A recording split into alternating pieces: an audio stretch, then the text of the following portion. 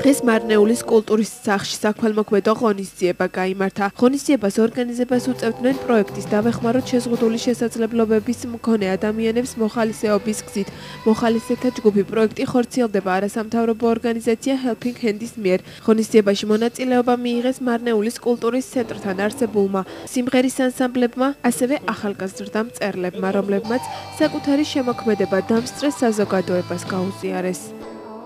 ღონისძიება ტარდება Helping Hands-ის ფარგლებში, რომლის მხარდამჭერი არის მაკლეინის ასოციაცია და გარდა ამისა, ჩვენს პროექტს მხარს უჭერს ერთად რეალური ცვლილებებისთვის პროექტი.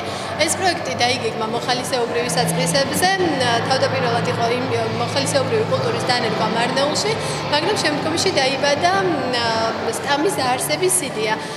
ეს პროექტი თვითონ მოიცავს შეზღუდული შესაძლებლობების მქონე პირების დახმარებას მოხალისეობის გზით და ჩვენ გაგვიჩნდა სტამის დაარსების იდეა და აქედან გამომდინარე ერთ-ერთი აქტივობა, რომელიც განვახორციელეთ, ეს იყო საქველმოქმედო ღონისძიება. ძალიან მისასალმებელია და მე მოხარული ვარ, რომ ჩვენი ახალგაზრდები ეს ერთხმად შეიკრიბენ და ასეთ აქციაში ღებულობენ მონაწილეობას.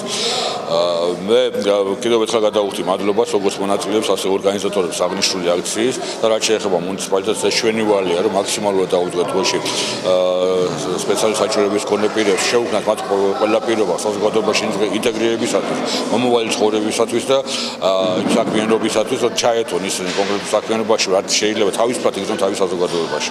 ჩვენ ამას ყველაფერს გავაკეთებ და მაქსიმალურად ექნება მუნიციპალიტეტის მხრიდან მხარდაჭერა.